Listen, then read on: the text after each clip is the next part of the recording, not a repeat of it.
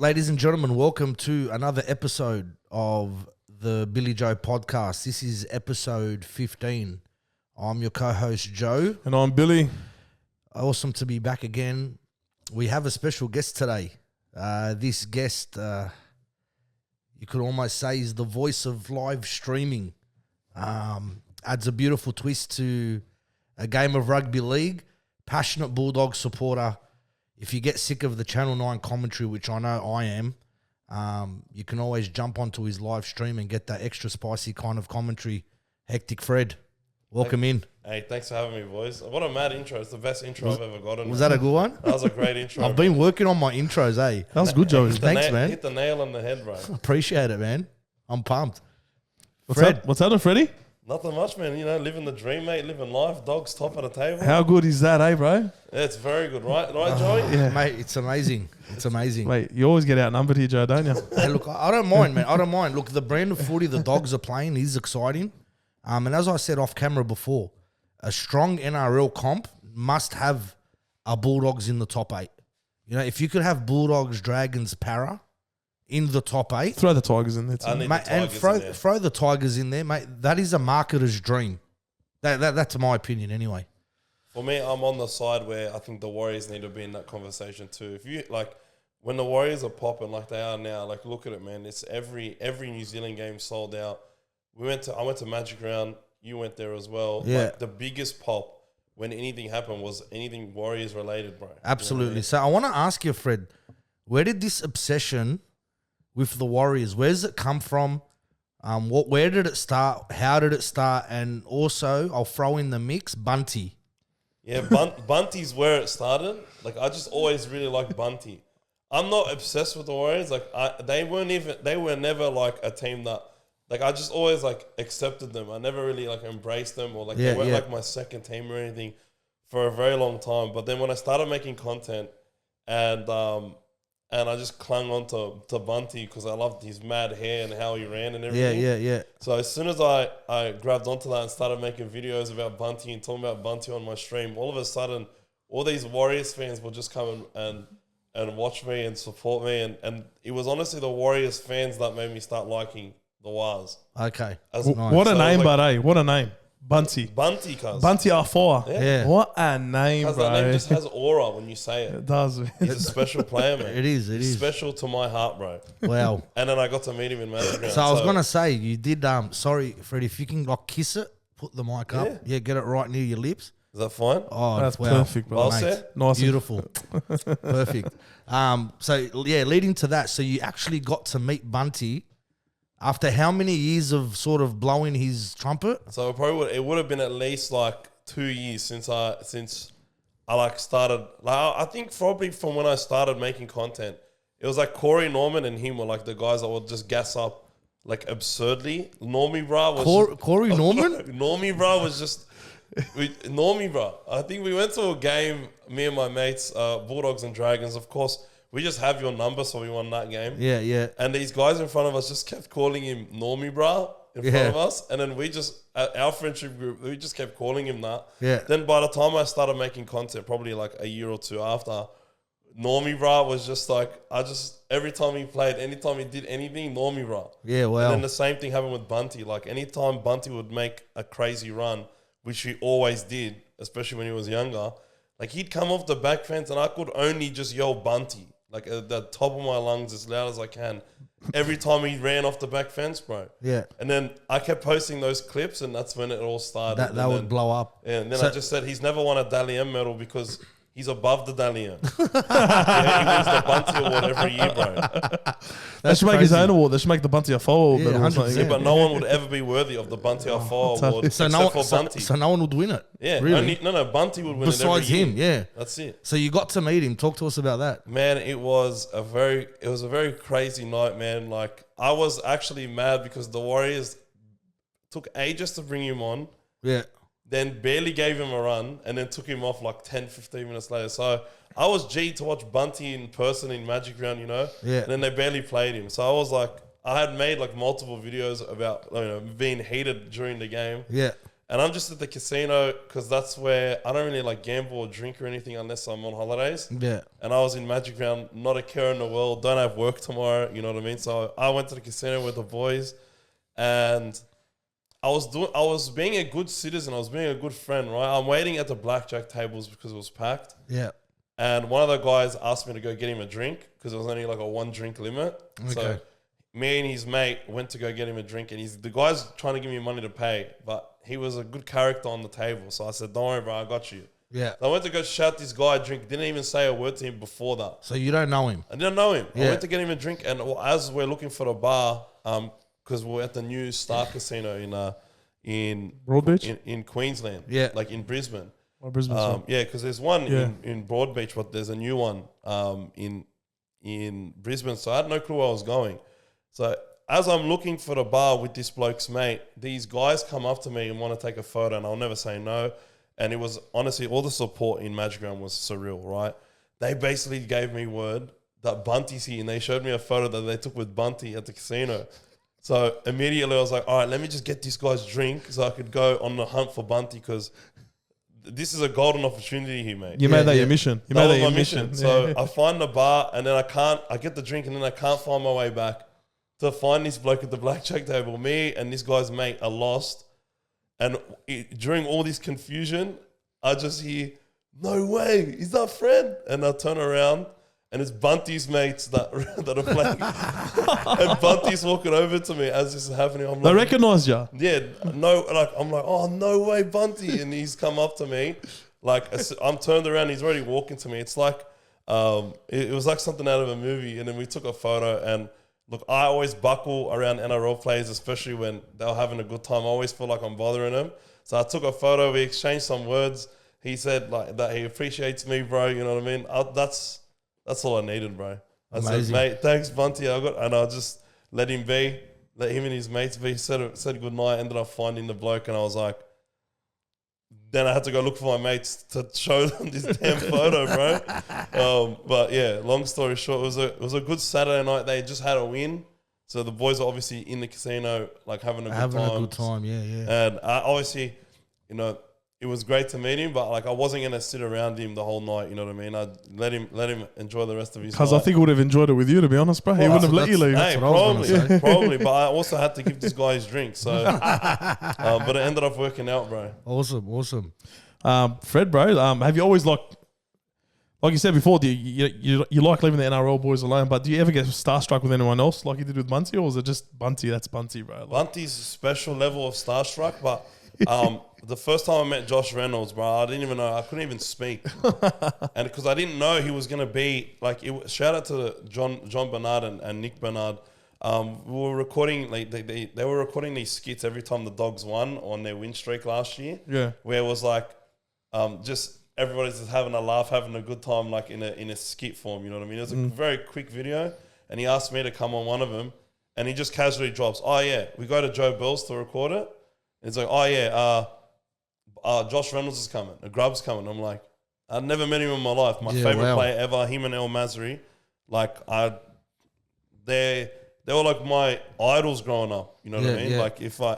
Like my sporting idols growing up, and I was starstruck when I met him, bro. Now I've met him multiple times, still a little bit starstruck, but now I realize he's just a regular bloke like all of us. You know what I mean? Weren't you on regular a panel? Yeah, I was on a show with Levels and TAB and Josh Reynolds, Laurie Daly were on the panel as well. How was that? That was amazing. How'd that come about? Yeah. Like you just develop connections in the game, and like Luke Stowe, shout out to him. He's the content creator. He's the producer for Levels podcast. Yeah. So William Mason and Justin Horror, and he basically said, "Hey, we're getting fans on for this show. Everybody really wants a Dogs fan. You're the first guy that obviously I thought of. Do you want to come on the show?" And I said, "Mate, without a doubt, 100%, I'm there." Was this just like with you being obviously very vibrant on social media, very exposed? They just knew that obviously you're a diehard Dogs fan, or did you know these people prior? Did you meet? So I'd never met Willie or anyone like that before this. I just would speak to Luke. Even Lukey? Luke, I would speak. I've met Luke once. I've met him once. We went to probably doesn't remember this, but when Chico Seguiaro made his comeback game with Manly during the I remember seeing you there. Yeah. Oh, were you there too? No, No, I've was seen you on TV. Yeah, that's what I think so. Yeah, so he made his go. I don't know, he had 2 years off or something. Then it was the Pride round.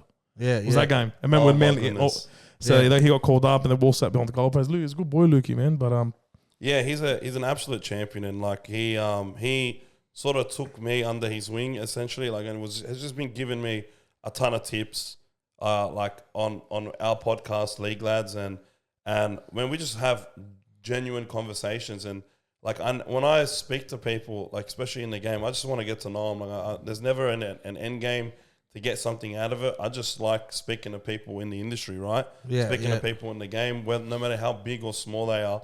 Like, I love establishing those relationships just because I just want to get to know the people that are doing the same thing that I'm doing. You know what I mean? We're all in this together. Absolutely. And that's why we hit it off pretty quickly when we met. Same as Bill, you know what I mean? 100%. Like it's we're all in this together, and Luke was just one of those relationships that I was able to establish and keep going, and it ended up leading to something which is great, but it was never like the reason why I started speaking to Luke. He was the first one to reach out to me, and then I put 2 and 2 together. I'm snowball like, effect as well. Yeah. It's like a snowball effect. Yeah, but look, don't try to justify yourself, Fred.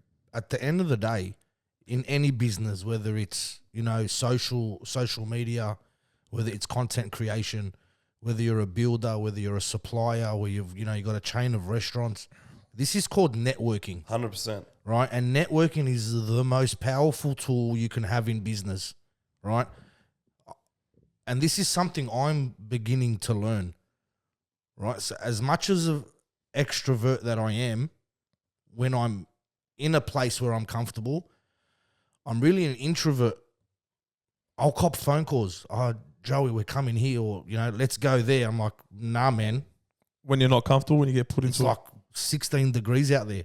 I just love home. Yeah. Okay. I'm a homey guy, right? I love my Netflix. That's just age, Joey. I love KO. Obviously, the white hairs, I'm the same. We're getting old. Same as him, mate. I love home. I love same. being in my comfort zone. I don't like to get dressed up. If you could give me Ugg boots and trackies, I'll take that any day of the week. Bit of Fox League. Absolutely. Yeah. But unfortunately, I was paying the price because I was missing out on opportunities to network, right? To get to know people. My brother he's someone that I could massively say he's got it down pat. He'll go to New York for a conference. And I used to say to him, you're full of shit, bro. Just say you're going to, Vegas he goes, Joey, I'm going to a conference for 2 days. And he'll fly to America for 2 days, do the conference, meet power brokers, jump back on the plane and come home. And I'm starting to get out of my comfort zone and do this whole networking thing. And let me tell you, man, the opportunities that are falling into our lap at the moment, not only in my business, but also in our potty here. We've only been around, this is episode 15, and the opportunities we're getting, Fred, like you'd think, man, this is happening a bit too quick. But again, comes down to networking, bro. So, so proud of you, bro. So proud of you. We want to talk about how this journey started, right? So from your 0 followers, where did the passion come from? And let's go into what are your numbers now in regards to your socials? Yeah, so right now I am at 115,000 followers or 118,000 followers on TikTok. About to hit 14,000 on Instagram, and on Twitch I had about 14,500, which is a lot. But when I stopped streaming on Twitch, and now on Kick, I'm at about 5,000 followers. That's all the platforms that I make content on individually. And League Lads now is at about 1,400 subs on YouTube now, which is my rugby league podcast. Well done. That's awesome, bro. Yeah, now I started literally from 0, and the love started when I was young. So my generation was when YouTube first started. I would have been like 10 years old. I probably would have been about 10 when YouTube gaming started to kick off, and it started with Call of Duty videos, right? Yeah. And the game when we were gaming, when we were young, like I've always been a gamer. My dad was a gamer, and he basically is the reason why I love video games. It's my most favorite form of media to play, and like I love being at home too. Yeah. I love playing games, bro. And the first game he ever made me start playing religiously was a game called Command and Conquer Red Alert, and I still play that game to this day. My old man like played up until pretty much these last couple of days on Earth, bro. He was playing Red Alert pretty much every day, bro. It's just something that was part of me and my dad's like that was your connection. That was our connection. Yeah, a lot of bonding. Yeah, football, video games, like chess, sports, like it's all really how we're like fishing. That's how we bonded, right? So I've always had a deep love for gaming, and Call of Duty and watching all of the Call of Duty YouTubers was how I just something I always wanted to do because I grew up with that sort of stuff. You know what I mean? Yeah. Chris Smooth, he's an NBA guy now, has always been an NBA guy, but he was my favorite COD YouTuber. But back in the day, there were so many that have sort of like, they've just disappeared, right? Like they phase out of it. But like OGs will remember like White Boy 7th Street, X-Jaws, stuff like that. I was watching them as kids, and I always wanted to do something like that. Throughout high school, I had many different attempts. Some of them are just laughable and they're just embarrassing, right? I ended up deleting them a couple of years later, but I really wish I didn't delete them because I wish I could go back and watch that growth. The terrible videos I used to make as a kid, right? But basically, when I finished high school, I tried to get into streaming for a little bit, but I had like told all my mates, and they sort of took the piss out of me for a bit, and then I ended up stopping for a couple of years, and then I officially started from zero, new account, didn't tell anybody. In 2019, middle of 2019, started from scratch. Was my first ever stream, and I streamed like very niche. Like I've streamed League of Legends, which is the biggest game on the planet, for 2 years mainly. Yeah. The problem with that, and I give a lot of advice now to a lot of people that try to start streaming, like because it's a common thing, right? Guys will build a platform and then want to start live streaming, but then nobody ever teaches them how to do it. Nobody tells them what's right, what's wrong. They often have to find it themselves, and then they get annoyed by the lack of growth or how long it actually takes to build a platform when you're live streaming, and then they sack it. It's basically the cycle. Yeah. I never actually went through this cycle because I was so fixated on making this work, because I said I'm going to start this and it's going to be the one thing in my life that I don't quit. Like I stopped playing rugby league, my favorite thing to do in the world besides... Who'd you play for? I played for Mounties. Mounties, up the Mulga, baby. Yeah, up the Mulga. Marconi when I was a kid, and then and St. Gertrude's, like Blue Bombers. Yeah. And then when I got to about 12, I was playing for Mounties. Mounties are a great club. Probably the best club I've ever been a part of, bro. Mate, amazing club, bro. No disrespect to any other club, but amazing club, and we used to verse some amazing clubs, mate. Like When did you stop?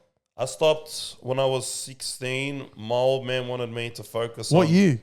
So it would have been 2015. I was stopped there. playing for club. I was there in 2015. How old were you? I'm a lot older than you. Yeah. But yeah, 2015 was was my last year. My dad would I have would have been 25. I would have been 25 when I was there. Bill would have been in the open A Yeah, grade. I was with Shield, Massey, and Cup. Yeah, so it was me. I stopped under 16s. My dad wanted me to focus on studying for year 12, so he made me pull out of rugby. It was like because I have to train 2-3 times a week. Yeah. That's how I met Benny Shahura and all those boys through there. Through Mounties? At Mounties, yeah. Yeah, well. Yeah. Then I started playing basketball. Yeah, right. So I would play basketball late at night, so I could do all my study in the day, and then play basketball afterwards. Whereas football training is at 5:30, smack bang in the middle, and I'd be dead after. I wouldn't want to study. So that was my dad's way of thinking because he knew how I was. But that's if I could have a regret, it's stopping playing footy. Yeah. But I quit everything that I wanted to do in my life, I guess. But the one thing I didn't want to quit was content creation and streaming. So I didn't tell any of my mates until about 2 months in. And I was just streaming nonstop. And I streamed League of Legends for literally like until 2021. Like basically the end of 2020. And it was the worst thing to do because when you're like, the best way to describe it is League of Legends, biggest game in the world, the most streamers also. right? That game and Fortnite at the time were just it's just too saturated. And it's very, very hard to grow and get people to click on you when there's so many other options available in that category. Yeah. So after looking at myself, and League of Legends was my favorite game to just play, and because I wasn't playing sport during lockdown, that was like my competitive. They got that competitive spirit out of me to try. So Sorry, what's League of Legends? The League of Legends is how do I describe it? Like you play a character, and there's 4 other guys on your team, and you're versing 5 other guys on the other team, and you're just all going at it to destroy. Well, killing each other. Base. Yeah, just over and over, and like.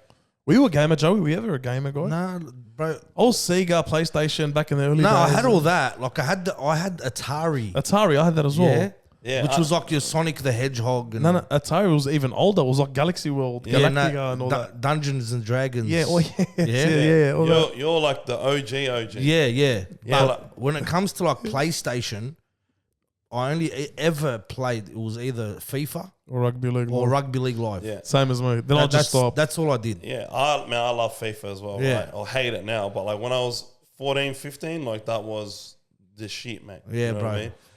But basically, when you're in lockdown and you're not playing sport, that competitive drive, you got to channel it to something. Yeah. A lot of people did other things. I was just spamming League of Legends games, bro, and streaming, and I was having fun, but I wasn't happy with the growth, and I just took a step back, assessed the situation. What was the situation? What were your numbers? So I averaged 8, probably like over that year and a half period, we'll say a year and a half, average 8 viewers concurrently. So at any given point, I would have 8 or less. Yeah, viewers. Or like around 8 for that duration of time. Yeah. On Twitch? On Twitch. Yeah. And I started from 2, 3, so it was good, right? But I was expecting a year and a half, my character, I should be able to grow more. So why aren't I growing? So you go and you ask yourself the questions. So it could be the game that I'm streaming is just too saturated, and I'm so locked in on winning that I can't be entertaining. It's a little bit of it was very difficult at the time to just do both. Yeah. So I'm trying to be entertaining. I'm not focused on the game, and the worst thing about League of Legends, if you're doing bad, it's like the worst gaming experience possible. Like you just hate life because you're going to be in a game for the next half an hour where everyone else is stronger than you. Yeah. But on the flip side, if you do well, you feel like a freaking machine. Yeah, right. That's where it hooks you. But I can't be entertaining and do this at the same time. So I took a step back. I said, let's try some new things. I asked the people in chat if there's any games that they want me to play. Somebody said, and a very close mate of mine now, but I actually met him through live streaming. Yeah, well. He was live streaming as well, and we did this thing called Follow for Follow, and I've actually made 2 like friends that will be mates of mine for the rest of my life, right? Yeah. All from us being wanting to be live streamers. Yeah, well. But he's mentioned a game called Dark Souls, which is a very, very difficult game. It's Dark Souls? Yeah, it's difficult to the point where it's comical to watch. It's hilarious to watch people play it for the first time. Yeah. So this is how it all started. So this is how my growth as a streamer then moved to single player games for the next year. Yeah. And then I went up to like about 18, 20 average viewers, which was really good. I was stoked. And then Lockdown 2 came, like right before State of Origin. And I was heated because we were so G'd up for the State of Origin game because it was game 2, you know what I mean, or game 3. And we just really wanted to watch it together with the boys, right? Yeah, and then Gladys said no. So this is where it all started. So Bloody Gladys. I had built the building blocks on how to be a good streamer. I just worked on my craft. And then I said, screw this. I'm going to go and watch the game with the boys one way or another. So I ended up live streaming State of Origin, I think 2021 game 2. And I put my first ever clip onto TikTok that day. Like with your commentary, like when you say streaming, you actually watch the game live? With the game in the background. With the game, and you're commentating on this game, streaming it live to your followers. Yeah, so we're all basically watching the game together on my stream, right? Yeah. Was this just because obviously, you're like, I can't watch it with the boys? Yeah, we wanted to watch it together. So it was essentially like, some of them were in the chat and we were just all watching the game and having a good time. And It's good to see that you're a law-abiding citizen and didn't have anyone over watching the game. Well done. During lockdowns. It's good to say, you done the right thing. But then we figured it out. We ended up figuring out that what I was doing was not law-abiding either. So, but this is how it started. So I built a decent core viewership, and then so I had 20 average. For the Origin game with no marketing, no nothing, no clips, I hadn't put a clip up. I had about 50 or 60 in there.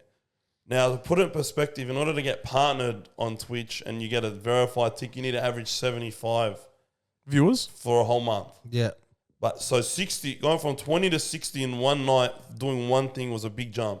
And then I had a friend at the time who was pretty big on TikTok, and he's now since deleted his account and pretty much gone dark.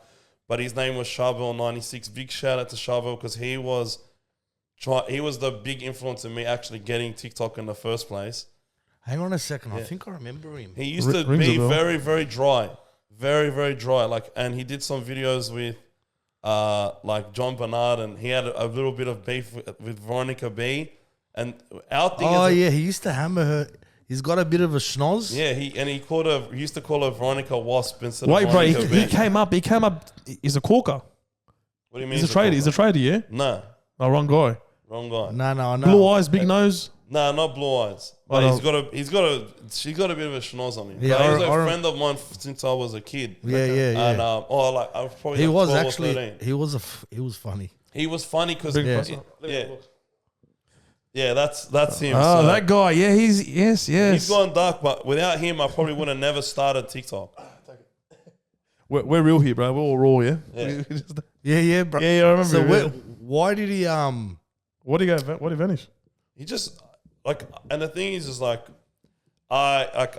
he just didn't want to do it anymore. He just got bored because he was doing it working from home in his lunch breaks for fun, and then it just got too big and to a point where the spotlight isn't for everybody. Yeah. So he just carked it. He said, "I'm sort of done with it. I'm bored," and he just shut up shop. Yeah. And obviously, we're his mates. Will support whatever decision. Fred, you said something there, bro. You said something there. The spotlight isn't for anybody, for everybody. Me and Joe actually spoke about this recently, bro. Like I've been, I don't know if you know my story, but I've been in the nightlife for almost nearly 20 years. I thought I was in the scene, like in the spotlight. Yeah, I was, but bro, being on social media, content creating and doing something like this, it's another beast of its own, bro, because that's always in everyone's hand. The phone is always in everyone's hand, and bro, there's more eyes on you here than there is, say, as in playing on stage, or you know what I mean. It's unbelievable, bro. Well, think about it, Bill. So when you're at a gig, you're gigging to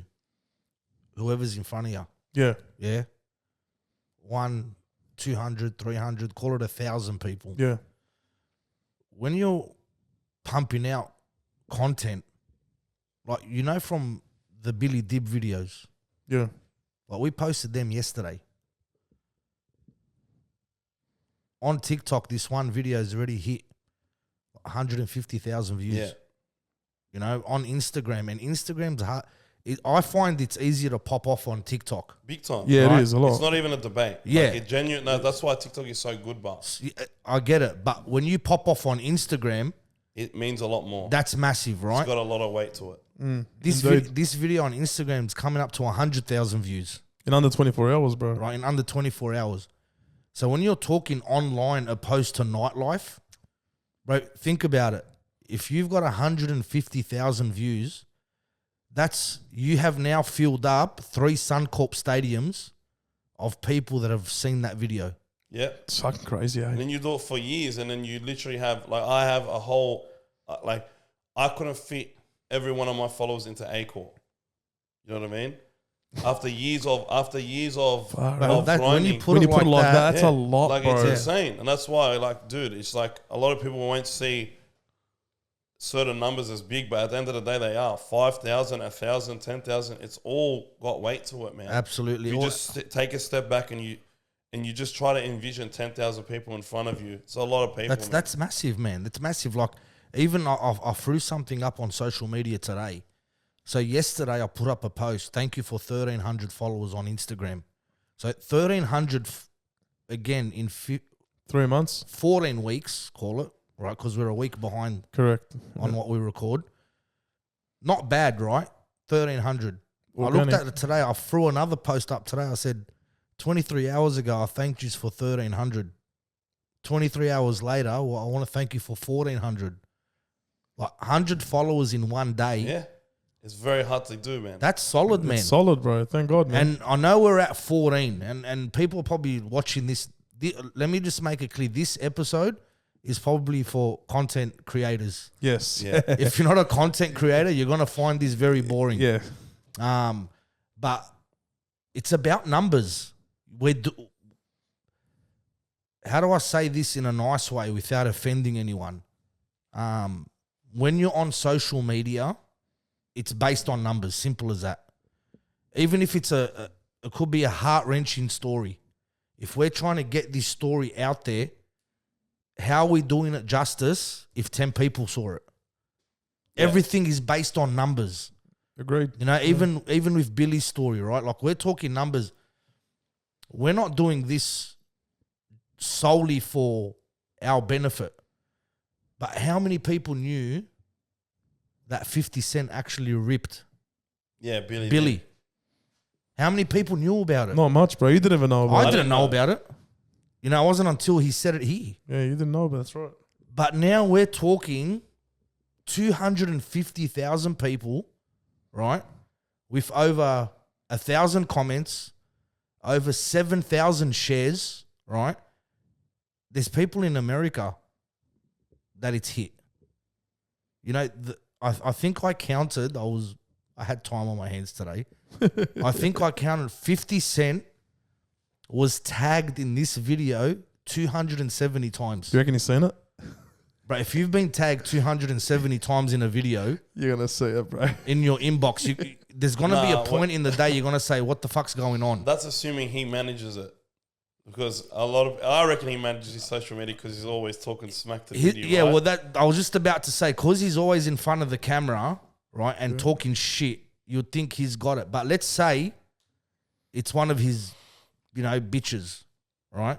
Surely Mr. Bitch is going to say, hey, yo, Fitty.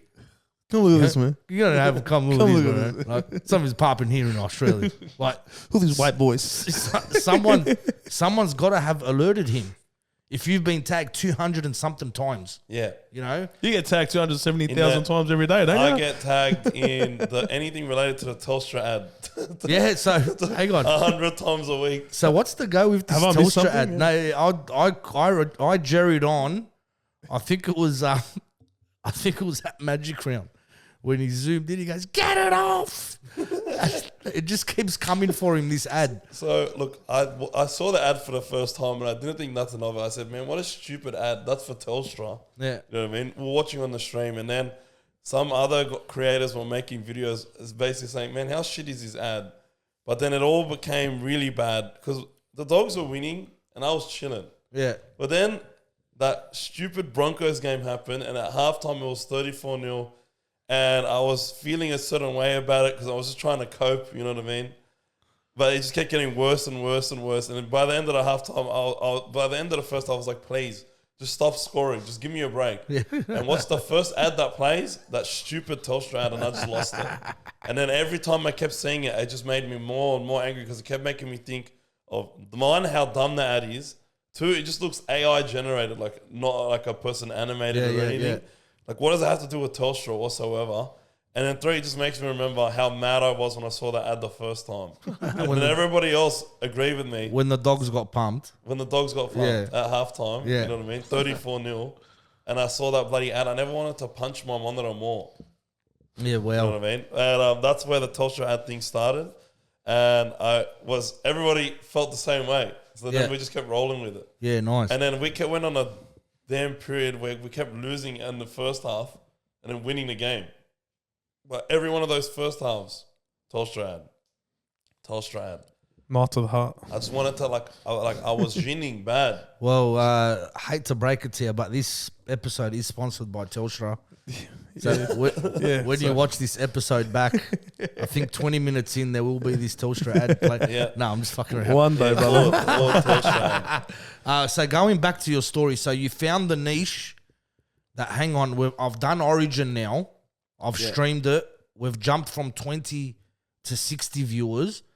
Is that when you thought, right, I'm gonna start streaming footy games? Yeah, that's basically how it went. Because like I started from literally my love for gaming, like for a reason, because that's how it all started. I loved video games. I loved streaming them, and it's just something that I wanted to do. But it's very hard to grow. Yeah. To go from 8 to 20 took me a year of streaming single player games, right? Where I could just focus on being entertaining, and we experienced the game together. And then I went from 20 to 60 in one day, just by streaming one thing. Crazy. No marketing. I didn't tell no one. I didn't have Instagram at the time. I hadn't posted a TikTok. And my first video ever was a video of Adokar and Turbo linking up for a mad try, and it got disallowed. Yeah. And I was like losing it that it got disallowed. You know what I mean? Can you give us an example of how you react to that sort of stuff? Oh man, it was because Adokar just joined the dog. Like he just signed with the Dogs, but he wasn't going until the year after. So. So you loved him. I was automatically on. Yeah. I already loved Adokar before that because it's Fox. Yeah, right? but signing to the Dogs is Yeah, that extra special. But So just I got to was say, yelling- I was quick disclaimer for coarse language. Hey, in the listen. future. He goes to fucking Adokar and he puts a kick in. It's fucking Tommy Turbo. And then it got disallowed, and I was just like, what the fuck are you doing? It was the first video I ever posted. Now that got 50,000 views in the first night. Wow. Now, throughout my whole 2.5 years of streaming at this point, however long it was, I wouldn't have even had 15,000 go in the stream that whole time. And then by one 30-second clip, I got 50,000 people to watch it in one night. Oh, wow. And then I said, and I went and looked around and I saw there were other people that were streaming rugby league for months and hadn't gotten into trouble. But the thing is they weren't like necessarily streamers before that. They just started with NRL and they didn't have that progression where they learned what was right, what was wrong, got a high quality setup, done all the tweaks to make it sound good, look good. And they didn't, like, some of them were entertaining, yes. Shout out to Twisties. I used to love watching him. He was the one that I saw, the first one I ever saw pop up when I searched up NRL on Twitch. But I just, in my mind, I was just a bit more polished. So then when I started streaming the NRL, everybody ended up sort of gravitating over to me because my stream was high quality.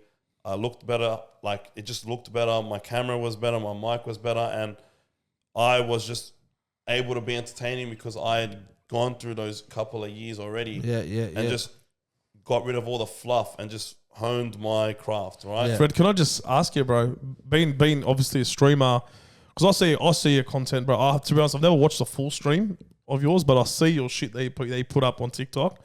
And bro, let me tell you kill me, bro. I'll die of laughter. A lot of it that you upload and that you shit is just very genuine reactions. Now, do you feel that it's very important to be yourself, and when you're in that sort of space, when you're in the streaming space, and not be anyone else? Do you feel that's very, very important? 100%, because I feel like as individuals, we are all different from each other, and I think that is the thing that is special about each and every one of us, the fact that we're all different to one another. And I feel like you take away from your own light if you try to take from someone else's. You know what I mean? Like, and I feel like if you try to be like somebody else and not be yourself and not be genuine, you're actually hurting yourself in the long run, right? Self-sabotage almost. Yeah, because even if trying to be like someone else gets you success, eventually everybody else will find out that you're not like that. You'll be exposed. Yeah, You'll be I exposed, think so. So What were we talking about in the car? A lot of things. About what? Me and you. Perception is reality. on camera and what it is off camera. It's got to be the same. You can't.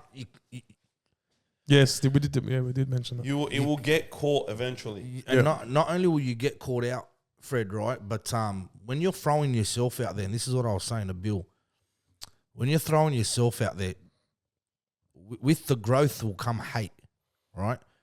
With the 10,000 people that love you, you're going to get 30,000 people that hate you, right? Always. The minute you step away from your core value, the minute you step away from who you really are, those 30,000 people, right, are ready to pounce. And that's where these negative comments come in. And I'm telling you, I've copped it. I've copped it from the zero followers, zero following, zero posts. User 9797. Yeah, user 9791312681, right? And then coming at me personally, right? This isn't at a random. This isn't someone that, is just a troll. This is someone that is trying to cause havoc. This is someone they're trying to damage your reputation. Yeah. And this is why, and I told him, like, I've stopped beeping the horn. In traffic? In traffic. I've actually stopped. I've had to really hone it back because that beeping of the horn can lead to something, and then who knows, you might end up on Channel 9 News, right, with these two tradies in a fluoro shirt, throwing punches at a red light. You can't afford that. When you choose to throw yourself in the limelight like you have, like we have, right? Obviously, we haven't got to the level that you're at now, but when you're talking over all your platforms, 150,000 followers, roughly, right? You can't go to Magic Round, get blind, and then go take a piss in the corner. Nah, no way. But I also wouldn't do that if I had 0 followers, right? That's all about being genuine. But this Let's talk about the people that would. Yeah, but and there are many people that would because I've seen it. Like, But I've seen people. sorry. What do you think about it? Yeah. Right? If you don't have the following, let's be real. Have you ever not taken a piss that wasn't in a toilet?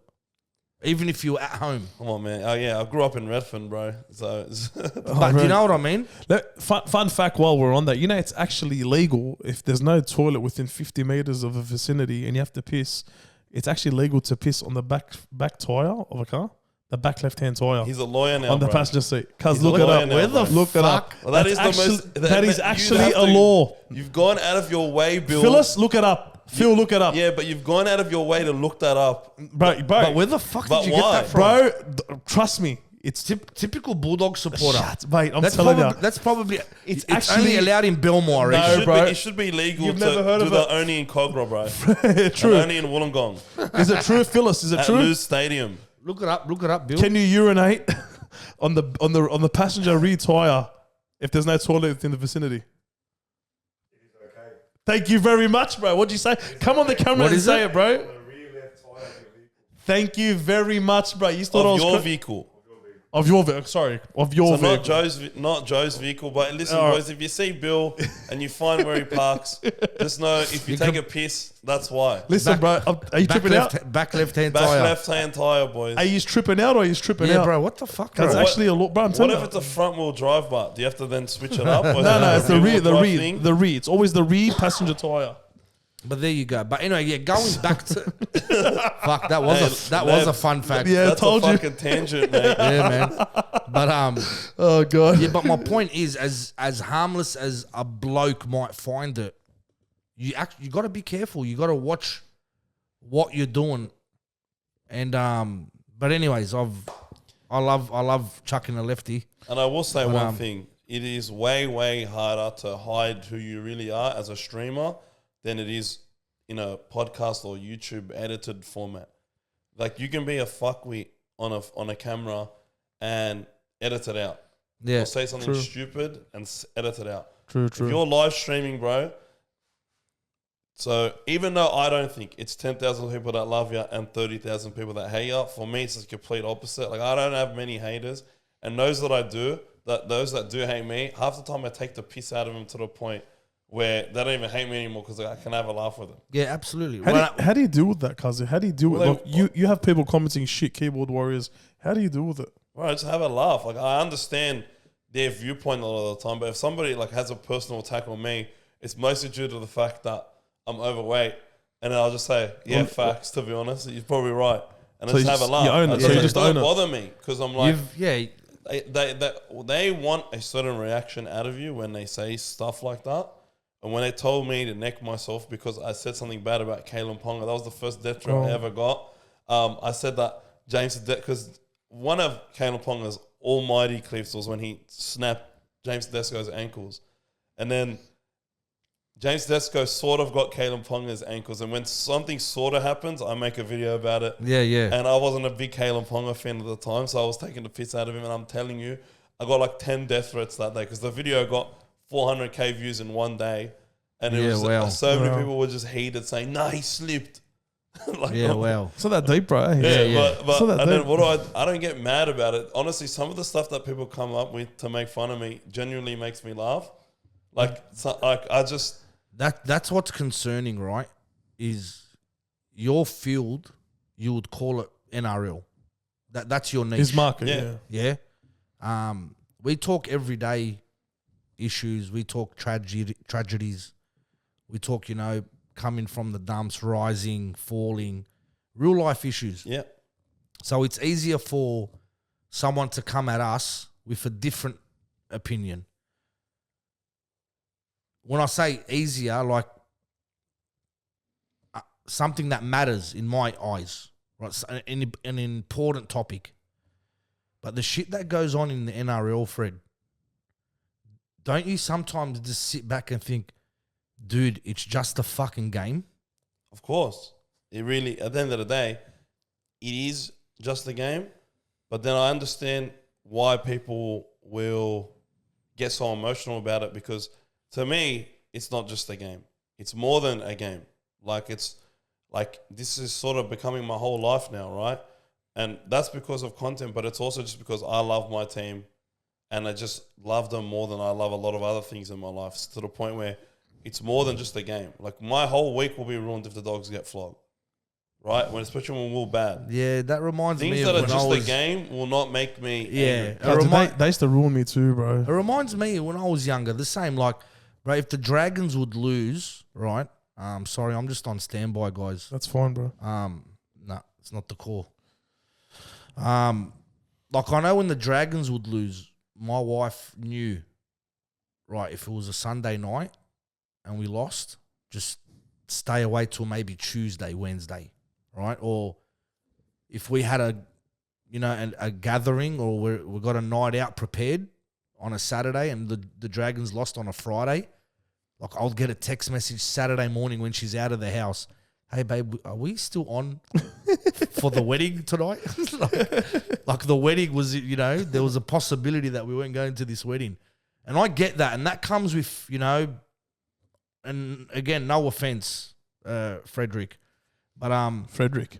That's For me, what my mum calls me. I'm talking about myself now. Yeah. I put that down to immaturity, not having priorities at the time, or maybe that was my biggest priority. I don't know. But as you grow older, the white hairs come out. There's business involved. There's, Family. marriage. There's kids. It's like now rugby league's different for me. Now rugby league's about creating a day out for my daughters.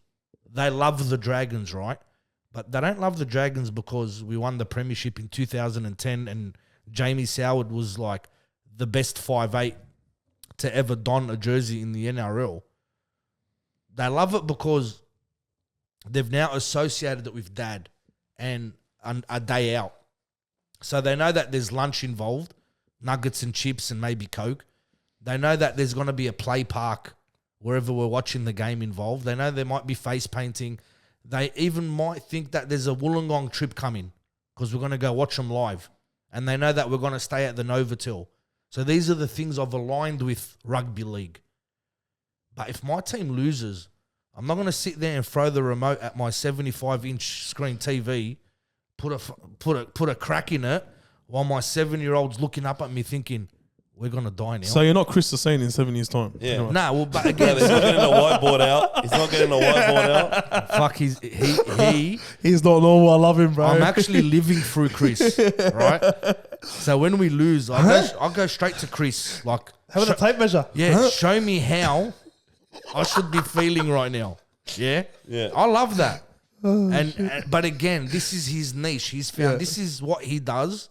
This is part of his content creation And this is a massive part of what's really accelerated him in this industry.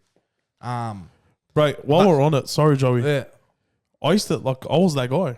You know, do you remember? You probably don't remember, but when the Dogs went in to win, they went on to win 17 consecutive games back in 02. In 02, before the cap. Before the cap issue. How you would have been a baby, eh? I was 3. Bro, I was 12. Oh, shit, that says something.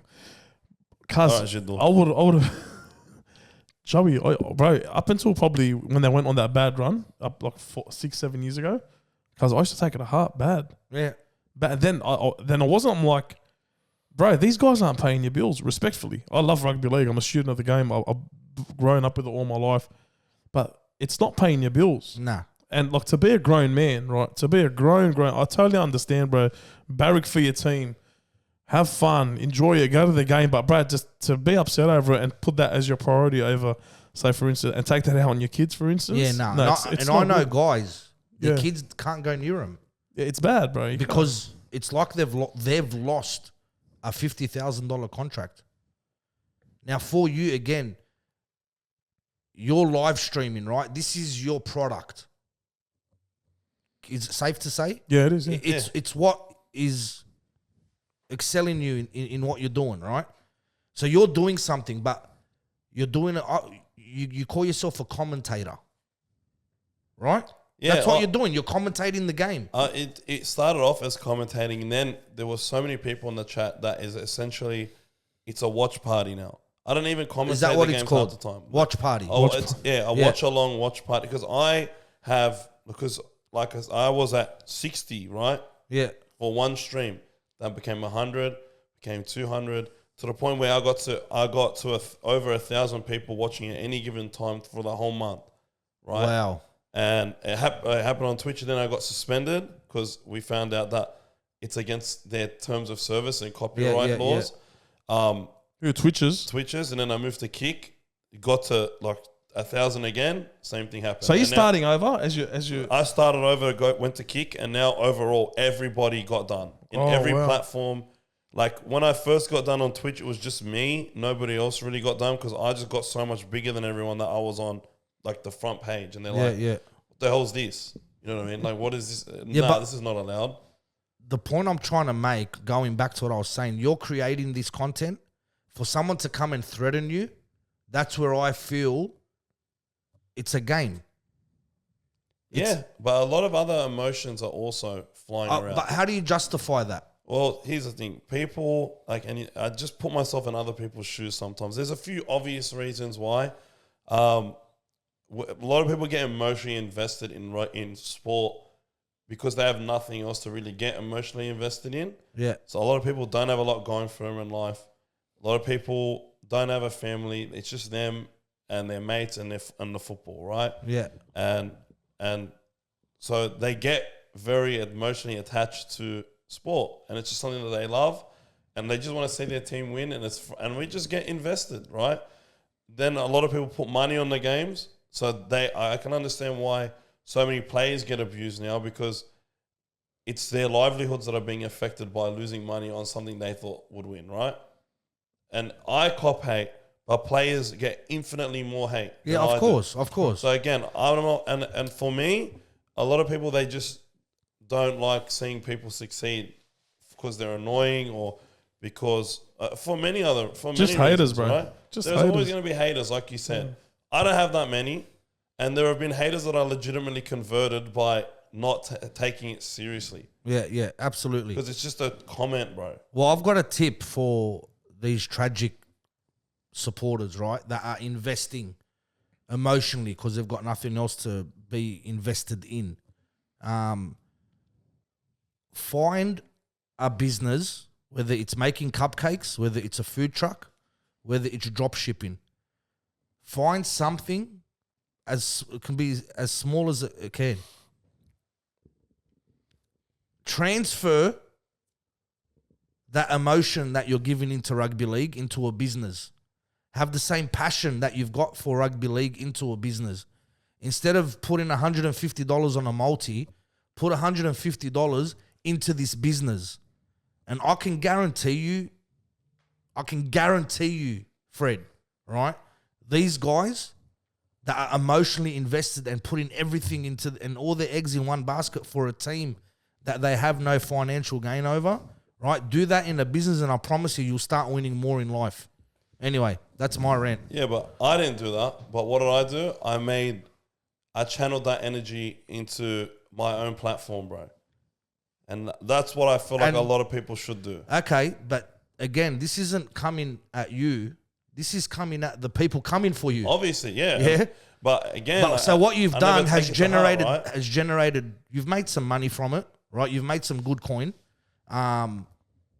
You've made some great friendships out of it. You've networked. You've put yourself in a position where, how do we know Fox don't come to you and say, mate, we've got a channel for you, or we want you on a panel? These are all opportunities. You were on Sunrise last week, for God's that sake. was pretty cool. Yeah, how good was that? Twice. How'd that happen, bro? Right? Again, networking. I had people that had my number for whatever reason. They wanted to, like, there was a guy that had my number because we were meant to work together on another project that got canned. Yeah. And then Channel 7 were in contact with him. They said, do you know any like passionate blues fans? And he gave him my number. And then Channel 7 called me. There you go. It's all about who you know in life. And this comes down to Bill, right? Him transferring, all right, the love for the game. He chose rugby league. That's fine. He didn't choose cupcakes. But this has now become a business. And he's investing into it. And he's investing into it, and you're reaping the rewards. And we're so proud of you. Good on you, I Fred. appreciate it, boys. And you boys Absolutely are proud of doing you. the same thing, mate. And it's only a matter of time. But the number one thing is consistency and not to get complacent. We're not about the money, though. 100%. It's not really, like, it's not about the money. For us, it's Not for, I'm not saying it was for you either. If we can make a difference, that's massive for us. But when Bill says it's not about the money, we're not doing this for the money. But if we can get this to a point where it's our bread and butter and we can do this full time, Amen. yeah, then obviously we've now got the possibility of not helping one person, maybe helping 10 people, maybe helping a village. Yeah, bro. Maybe donating a well in Africa for some clean water. Yeah. I believe there's a lot of people, bro. I believe there's a lot of people out there that don't think. Well, not they think a different way to us. Like, we can probably hopefully open up their minds a bit and show them a different avenue of, like, you know what, hey, you know what, life ain't that bad. Absolutely. You know what I mean? Life ain't that bad. Pick it up, provide some motivation, and just help people along the way. Now, Fred, I want to ask you something, brother. You take me as a guy. You strike me as a guy that's very carefree, happy, always chirpy, you know, always down for the boys, loves footy. You drink occasionally and stuff, but as front, like, if you first meet you, you're a bubbly sort of guy. I feel like nothing phases you. But I'm gonna dig here a little deep now, all right? Because this is what we do here, bro. Now, I want to. What was your toughest moment in your life apart from streaming about anything? This is reflecting on your personality. What was the toughest time in your life, and how did you deal with it? And what are the coping mechanisms or anything that you had along the way to help you get through anything?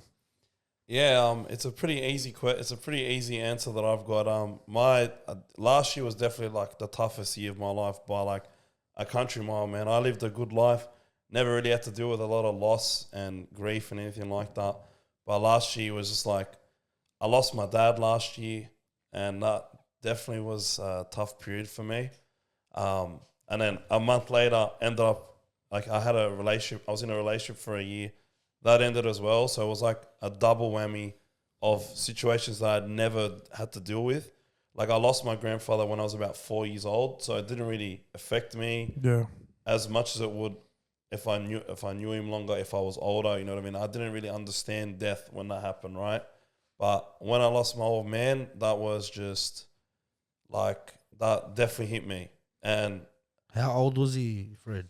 My dad was 56, and he got diagnosed with a very, very rare heart condition at 43. The guy was perfectly healthy, was a machine. All my uncles, all my cousins would always talk about, mate, he used to do 2-3 finger push-ups, mate, when he was a kid, when he was like 20. He was a machine, mate. And then... When did he pass away? What month? He passed away 20th of April last year. And God rest his soul, bro. Yeah, and I, like, the crazy thing was, like, I knew it was coming, But like, and I literally could brace myself. I got to say goodbye. He went out the best way possible. But no matter how much you brace yourself, it still messes you up. And it messed me up for weeks. And it was like a delayed fuse as well. All I wanted to do was stream. Like, that's all I wanted to do to get my mind off it. So this is after his pass. This was after his passing. I didn't stream that week. Coincidentally, we beat Newcastle. No Matt Burton, no Crichton. I didn't even really watch the game, but No worries. because it was literally the day that like he passed away on the Saturday, like 3 a.m, and then we played in the afternoon. And I sort of kept my eye on the score to see how the boys were doing, but like obviously I had a lot of people come in to pay their respects. We had a wake, like 3 days worth of wakes. St. Maroons and Redfern, I'd never seen it that packed in my life. For the wakes, for the funeral, like they literally ran out of food at the funeral, and they when we were coming back from the cemetery, they were trying to stall us and getting the driver to drive back slowly because they had to go get more food for us because everybody had demolished it. Yeah, wow. Because there was a line outside of people that are. So he must have obviously been loved and very, very well respected. He was. My dad always put in a lot of effort to make appearances for his family. He used to drag me to every wedding, every funeral, every wake that he could. And like, he was very well respected in the family, you know. And yeah, he passed away and it really affected me. And I started streaming again about a week after, but I just wasn't the same, you know what I mean? Like I was really happy to be back to streaming and everything and help keep my mind occupied. And then I went through a breakup like 3-4 weeks later. Literally, I ended up streaming the same night that I went and broke up with her, which was just... So you broke up with her? I felt like I had to end it because, and God bless her, she's a great person. I haven't actually, like, I cut her off from that day onwards because that's just how I am. It was my first ever relationship as well. But I drove to Brighton, and which is like a 50-minute drive in peak hour, you know. Actually ended things with her, like consoled her for a couple of hours. You know, obviously you have to sort of explain it, but like in my head, I only really date for marriage. So if I sort of feel like I'm not going to go down that path, and it was just like a switch flipped, and I had to go through a lot of like mental trials and prayer to sort of determine if it was the right thing for me to do, or whether I was just really upset because I wasn't in the right mindset. But are you a spiritual guy? I'm a very spiritual guy, and that's, you asked me what helped me get through all this. It was my faith. If I didn't have faith, I would have come out of this a lot worse if I ever even came out of it the same person. Which is what I was wanting to get to. Now, I don't know if you know, your dad passed away in April last year. Mm-hmm. I laid humble. My dad passed away about 5 months after yours, in September. Sorry for your loss. Thank you, brother. So I can totally relate with what you're going through, but I don't want to harp on it too much. How important, right? How important is faith when it comes to these difficult circumstances in our life? Now, it's a two-part question. Yeah. How important is it? Number two, I want to ask you this question too. You said you were sort of bracing yourself for your dad's death. Is that correct? Yeah. I don't want to harp too much on how he died, but here's one thing that happened to me. Faith, it brought me closer to my faith. And also, when my dad passed away, you might be the same. I've sort of felt this grace and this sort of grace and strength come in me when it happened and when it was about to happen. Apart from the anxiety and think, when's it going to happen? But then, you know, when you're thinking, oh, when's it going to happen? When's the day? And then when it happens, I got this almost like the Holy Spirit into my body, bro, and gave me this strength. Was it the same thing for you? Or did you experience something similar to that? Yeah, I did. So my faith was integral for me going through that tough period of my life. And it's something that a lot of people have to go through. And having faith that in Christ and faith that he's in a better place and faith that things are going to get better, and this is just another trial that the Lord is putting me through. It just kept me going, man, and it just made this. Even though it was the hardest thing I ever did in my life, my faith made it so much easier, and I was at peace with it. I didn't even, and it's a bit of a good story here. Like I didn't even need to look at his final breath because we knew he was very medicated and was It was comfortable. and he was comfortable, right? Yeah. But we knew that at around 2-3 in the morning, he probably didn't have long left. So I was tired. My sister was tired. Like, I just said, I don't need to even see the final breath. Like, I've said my goodbyes, everything I need to say. I've let it all out there. Come on, Grace, let's go. Well, Grace is my sister, you know. And I'm telling you, I was so it was St. Vincent's Hospital in Darlinghurst, yeah. So I got in the car, drove. I got to South Dowling Street, so like 5 minutes drive, and I get the phone call that he's passed away. Now my auntie just kept saying, she's the one that called me. She just kept saying, it's like he's waiting for something. It's like he's waiting for something, and he had too many of these breaths that would take too long, and you think that's the one, and then he just start breathing in. I'm like, come on, man. I kept saying my dad's playing games with us. Was he a joker? Was he a joker? He was a real joker. Same as mine, yeah. Real joker, but he's the quiet type. But then whenever he could come up with a joke or stir us, he would, right? And I just said, screw this, man. Come on, Grace, let's go. We said our goodbyes. And it was like, that's what he was waiting for. So like my grandma, his mum was out of the room asleep. And me and my sister said our goodbyes and went home. Or we're driving to go to Redfern, which is where my grandparents live. And legit 5 minutes after I left, that's when we got the phone call. And and I just was at peace. You know what I mean? It was tough. It's honestly the worst thing to go through I've ever gone through in my life. But you're probably still coping with it, bro. Yeah, it leaves a scar that probably will never heal, right? But I know he's in a better place now. He's not suffering because, man, he was sick for 13 years with a heart condition. What was the condition, bro? So it's very rare. It's called cardiomyopathy. So he just got a virus and it attacked his heart, and it essentially made it so his heart would keep growing until it burst. So he had to take medication to like blood thinners and all these things to make it so that the heart would stop growing in size.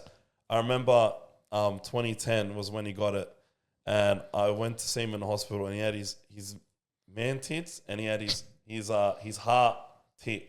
His heart, which was bigger. The heart was so big that it was popping out of his chest. Oh no! And you could literally see the skin like move every time his heart beat. And there's nothing they could have done, like they couldn't cure it, but they could like control it, right? Yeah. But my dad sort of just got sick of all the medication and would constantly go on and off it in the last few years.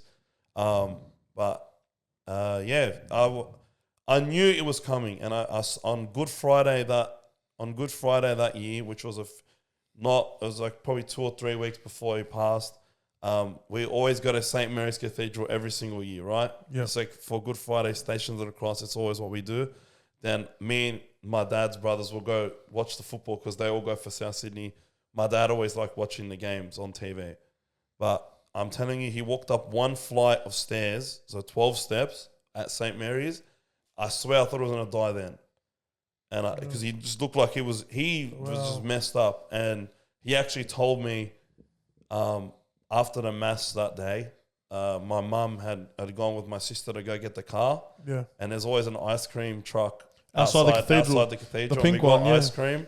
And he basically told me, I don't think I got long left, man. And he just felt so sick. And I just knew there was only so many hospital visits one bloke could go through before his ticker stopped ticking. And yeah, everything just sort of failed after that, man. He was having kidney problems and other organs were having trouble working because his heart wasn't working. And I could brace myself for it. I knew it was coming. Like I knew on that day, he probably had a couple of weeks left. I tried to convince my mum, didn't want to have a bar of it, you know what I mean? But convince your mum what? Like, so when he got admitted, like I was just so certain that was his last hospital visit.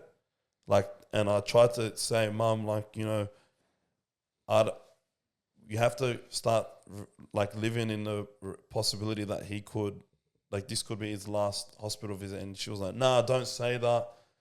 But that's just how she would cope with it. She was sort of in denial a little bit. Whereas me, I sort of had like come to terms with it and tried to. That's very mature of you, bro. Enjoy. Yeah, I think. Very mature of you. Yeah, I really think I'm a bit mature the way I think, and it really helped me cherish like every last moment that I have with my old man. And we used to always butt heads a lot because Lebanese dad, Lebanese son. I was like his firstborn, you know.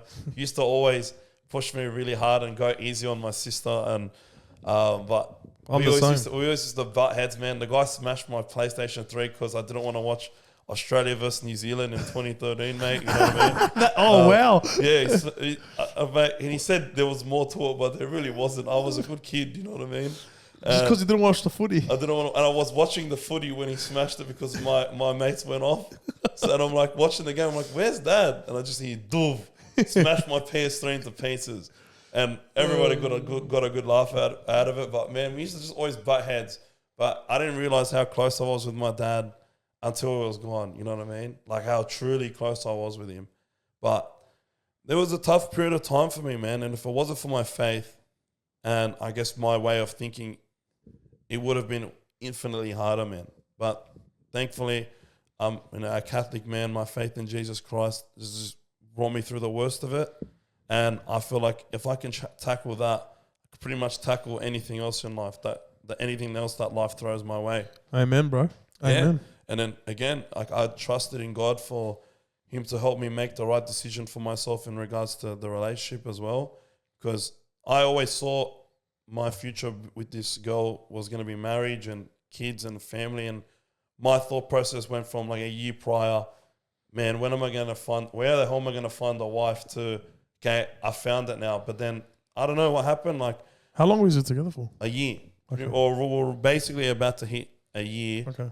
And I think the few weeks before and then the few weeks after my dad's passing was like, I definitely started to notice cracks that I didn't notice before. Maybe because it was my first relationship, maybe because I was oblivious to it. I don't really know. But essentially, as soon as I didn't want to waste her time because she's a really good person and I only want what's best for her. And as soon as I checked out and as soon as the thoughts where I just didn't think it was going to last long term, I had to end it.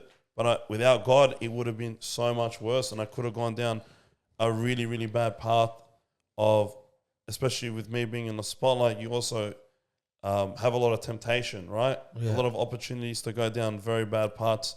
And without my faith, having those two things that were incredibly difficult for me happen one after the other, I could have easily gone down paths that I would definitely regret now. And I'm glad that my trust in God and my faith in him and my dedication to wanting to stay on the right path kept me from going down paths that many other people have taken, whether it's drugs, whether it's lust.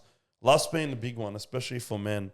I think lust is the toughest demon to fight, and it's the one that is the most normalized in the world today. And, Yeah, bro. And I just try my hardest not to give in, man. Because especially when you get into the spotlight, there's at the end of the day, there's a lot of women that are very good. Call a spade, bro. Yeah, it is what it is. It is what it is, man. It is what it is, man. And they want to sink their teeth into in a lustful way, and it's very, very hard to say no. Just shield yourself Absolutely. in the arm of Jesus Christ, brother. 100%. And that's it, man. Exactly what I do, Everything man. will deflect after that. And I just got to keep working on myself and healing and filling the void that that was left by my dad passing away, by my relationship ending. I filled that void with Jesus Christ, and it was the best decision I ever made. Amen, brother. Amen. So I need a bit of advice from you boys. Yeah, bro. So I'm listening to I'm sitting here listening to you talk. As you know, I'm going through something pretty tough at the moment, right? And you got me because you just said you thought you'd braced yourself, but you weren't braced enough. There's nothing that can brace you enough, bro. I agree. That man. you don't realize that until it happens. I braced myself for 5 years. He braced himself for 15 years, 13 years. You knew, I even said goodbye to my dad 2 years before. I actually missed that because I completely forgot about it until now. They told us he was going to die 2 years before he actually died. Then we said our goodbyes, had our tears, you know what I mean? And then out of nowhere, he became like a guinea pig for a pacemaker that they put inside your heart. Yeah. And then that kept him going really well for about 6 months. But then the drop off happened because he was just like when your car's defected and if the motor's not running properly, it's gonna die eventually. And it was just too late when he got this pacemaker that they literally did a surgery, put all of these wires through his valves in his heart, and they monitored it like non-stop. But we had already said our goodbyes and then got 2 extra years for him, and I was thankful for that. But like I had properly braced myself for ages, man. And it just doesn't it might hurt, it might help a tiny bit because it's a lot better than him being perfectly healthy and then he suddenly passes, right? But you can brace yourself all you want. It's never, ever going to be easy. It's going to be one of the hardest things that you do. But you have to have that peaceful moment where you realize he's suffering here. He won't be suffering when he passes away and he's seated right next to God. And truly believe that. You got to truly believe if you that. truly believe that. So You have to truly believe that. I'm glad he's not around anymore. The only thing that sucks is all of us, we want him to be here. Both my dad's parents are still alive, and mate, my grandfather Majudo just doesn't want to be here anymore. He still can't believe it. He's only happy if I'm around, but if I'm around, he'll be happy for 5-10 minutes, and then he's gonna realize Triggers him. that I'm dad's Tony's son. You know what I mean? And he goes back down a tough path again. It's never easy on the guys that are left here. But a couple of people told me these things at the funeral or at the wake that really helped me. Like, it put a smile on my face during the toughest time. So one of my cousins, he lost both his parents very quickly, right very close to each other. And we were always very close to this family because all my family, none of them live out west. They all live in Earlwood and San Susie and all that. Yeah. These are like the one guys that lived in Canleyvale. So we're always close with them.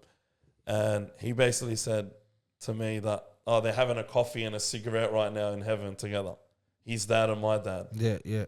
And then somebody else told me something that if you went up there right now and you asked him to come down, he'll tell you to fuck off.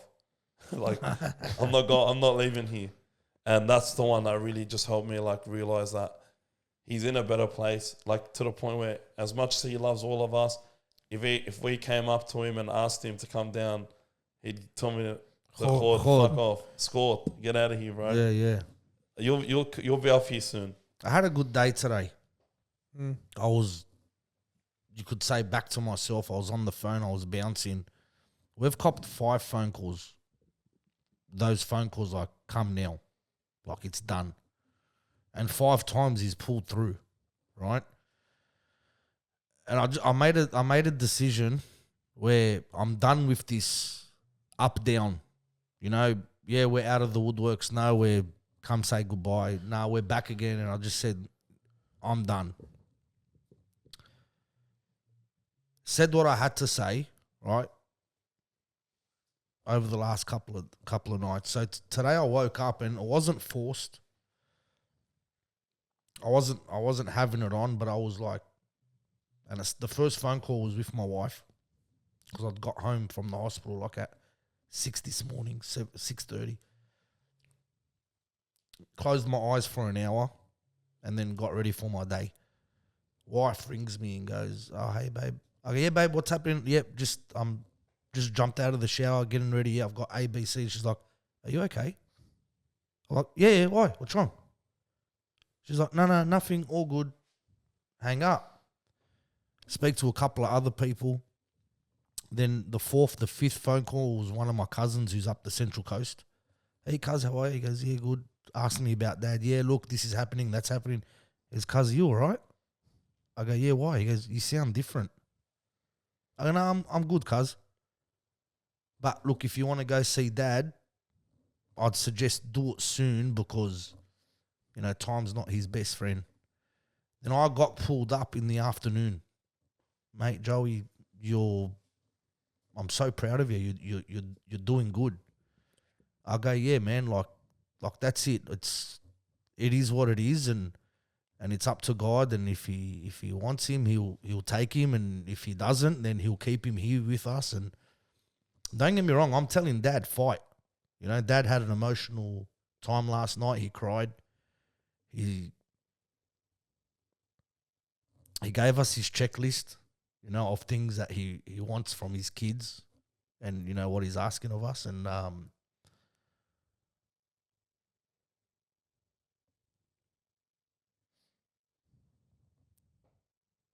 I'm good with it. Well, I thought I was good, but you've thrown me off now. And because I was braced, I'm ready for whatever is to come. But maybe I've got it wrong. I don't know. We'll soon find out. Hey, if I ring you, I'll answer, bro. yeah, I'll answer. and I'm bro. gonna tell you, fuck you. Yeah. Joe, just We all deal with it in a different Yeah. way, bro. It's actually everybody deals with this sort of thing differently. I didn't know how I dealt with grief because the only guy I ever had to say goodbye to was like a close mate of mine, like literally the first mate I made on orientation day in year 7. Got caught up with the wrong crowd and then ended up like getting murdered at a barbershop, bro. Yeah, well, Stabbed in the neck, bro. Just like that fucking young, bubbly soul. Was he caught with the wrong crowd? Yeah, he was, unfortunately. wow. It was hard for me to deal with because, like, literally, I was a very shy, introverted kid. Like, and this guy really helped me come out of my shell because he was the popular kid in his high school, you know what I mean? And then I tagged along with him, right? And he helped me in ways that, like, he helped me to be, like, to just be a bit more extroverted, bro. Yeah. And me, I'm just naturally just a quiet guy. And now, constantly being in the spotlight, you just get used to being extroverted, right? Yeah. But, like, I wouldn't really be the bloke I am today, the man I am today, if I didn't know my good friend Alfredo, bro. You know what I mean? And he went out in a terrible way, bro. Like, I drive past the barbershop all the time in Wetherell Park. Like, and I'll always remember him. And I wouldn't be the type of person that I am today, like witty, sort of confident. Like, he just really helped me, like, into my adolescence, bro. And I just, the fun times that I had with him, I'll always remember, man. Yeah, absolutely. But I never really had to deal with grief of a family member because I was too young when my grandfather passed, and all of my other grandparents are still around, aunties, uncles, they're all still around. So I never really had to deal with grief. hang on, bro. This is your dad, but This is my dad. This different kettle of This fish. is next level. This is grief. next level. So I didn't know how I was going to deal with it. All I wanted to do was stream. I was streaming the next week. I put a video out, back to podcasting, back to streaming full-time, like content creation, exactly the same as it was before, 1 week after. Do you feel like that helped you, Fred? That fucking helped me big time. You reckon it helped you? Absolutely will. Had me Absolutely. helped Yeah. me big time, bro. But it helped me the same way as I've never touched a drug in my life, but it helped me the same way a drug would help me, in the sense that you don't deal with it, you just keep putting it off and distracting you with something else. And I had plans to go into like food content in the off season, more video game content in the off season, going into other sports in the off season. And I realized when the NRL was finished and I tried doing it for like 2-3 weeks, I realized, mate, I'm fucked up. Yeah. I didn't take a break since I started. Yeah. I just fucking said, sorry, boys. I'll be back whenever. At first it was a month.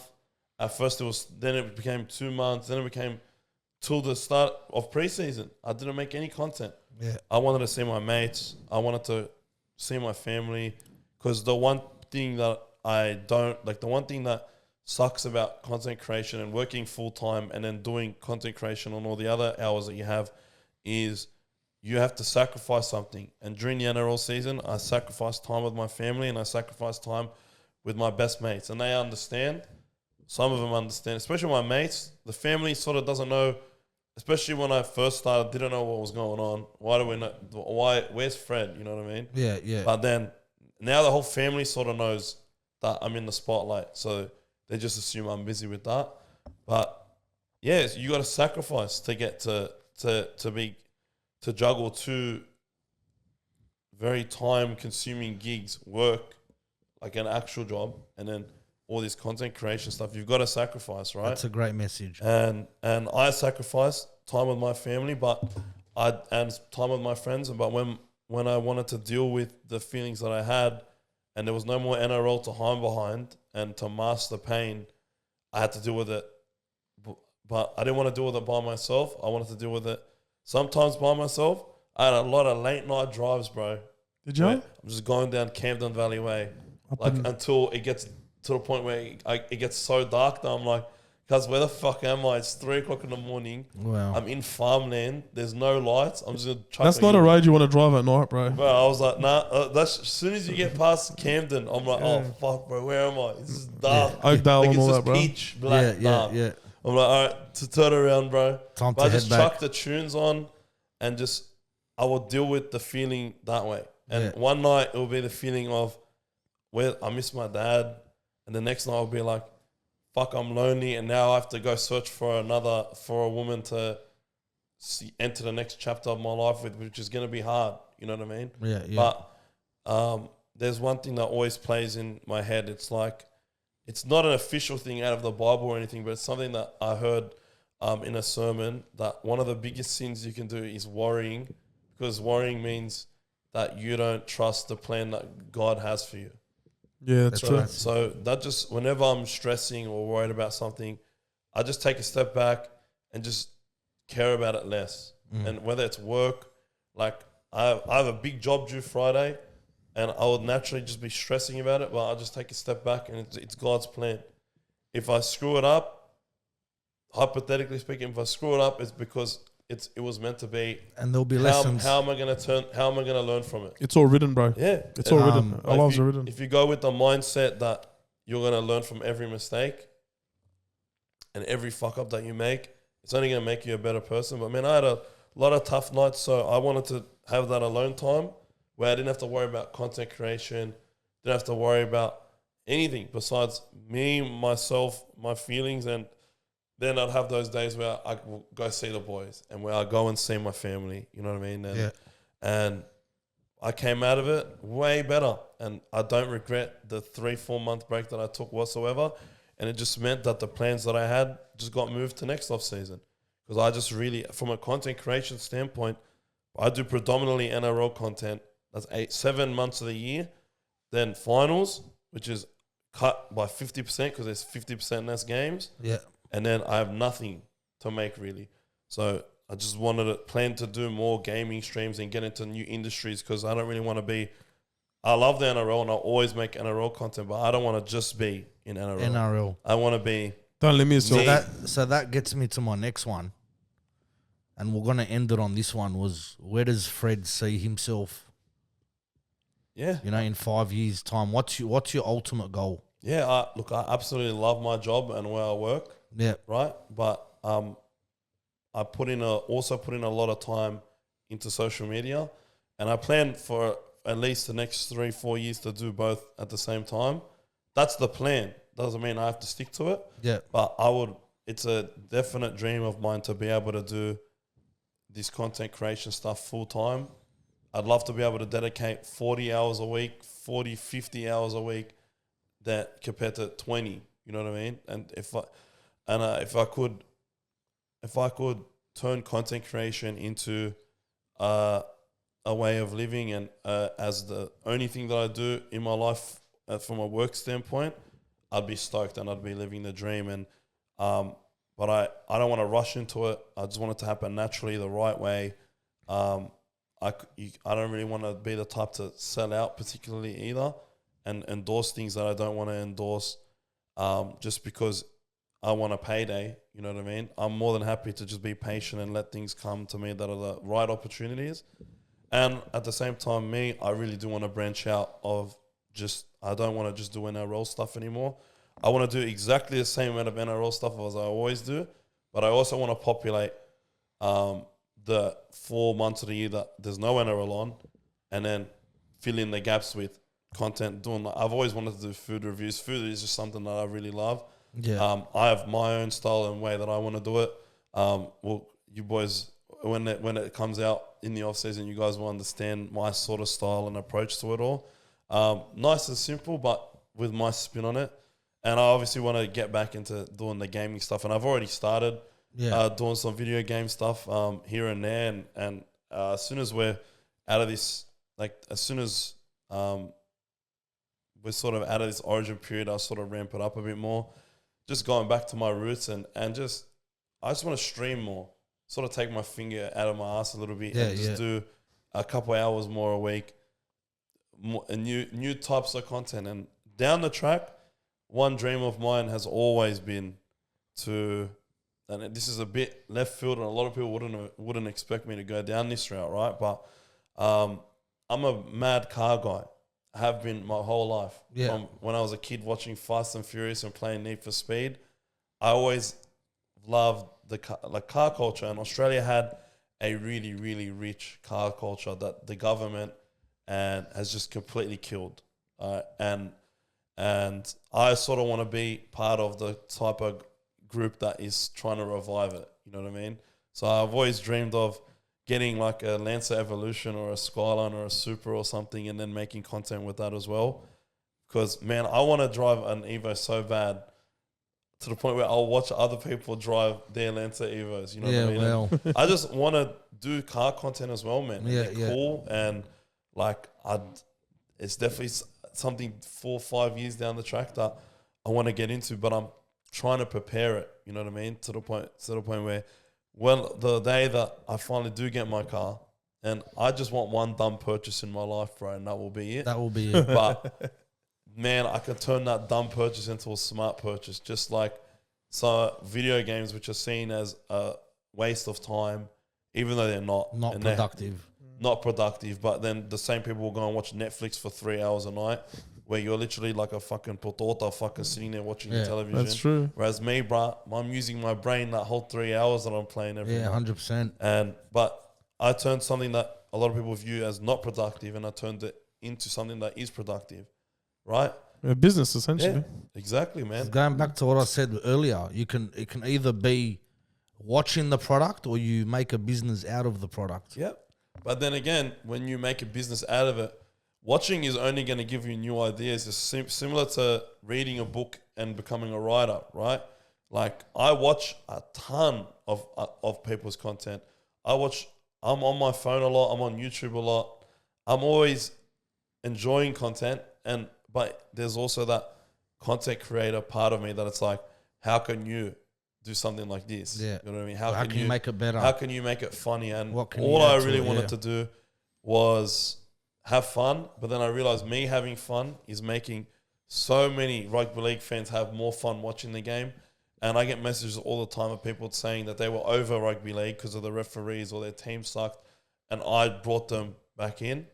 Well, I'll tell you where you brought me in. It's the commentator they've got now on Channel 9. I don't know his name. I don't care for it. Racing, no, not James Racing. No, not James. James There's Bracey is Dan not bad. Gianni, I think, is one of Dan them. Ganane? No, Dan Ganane's the best guy. Is Dan, that's If Dan Ganane, I love his commentary. if It's either goodbye. yeah, Yeah, it's that's- Triple M, that's isn't him. it? Yeah, no, but he does Fox. Fox sometimes as well.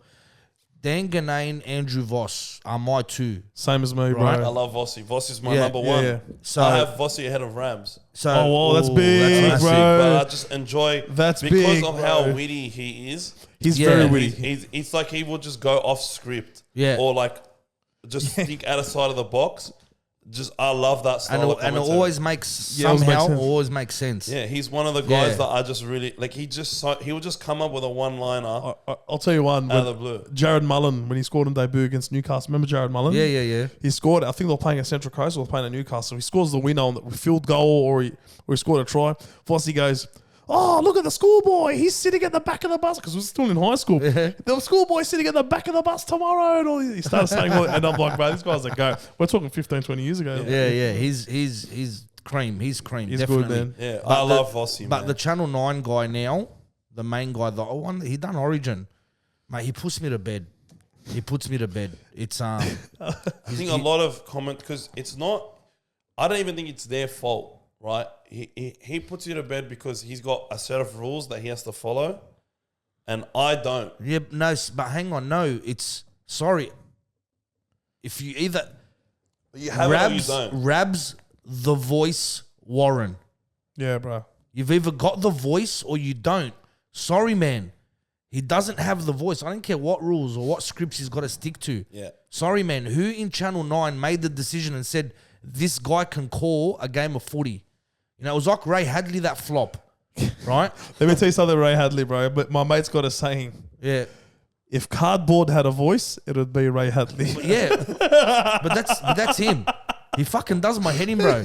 Oh, if you had dynamite for brains, you wouldn't blow your ears off. Go fuck yourself. Lachlan Maranta. Yeah. You actually sounded like him there. You know?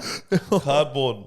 If cardboard had a voice, it would be Ray Hadley's, Yeah, bro. but Shout out to Justin Shacks, bro, for that one. the way he would call rugby league was like he was calling a dog race.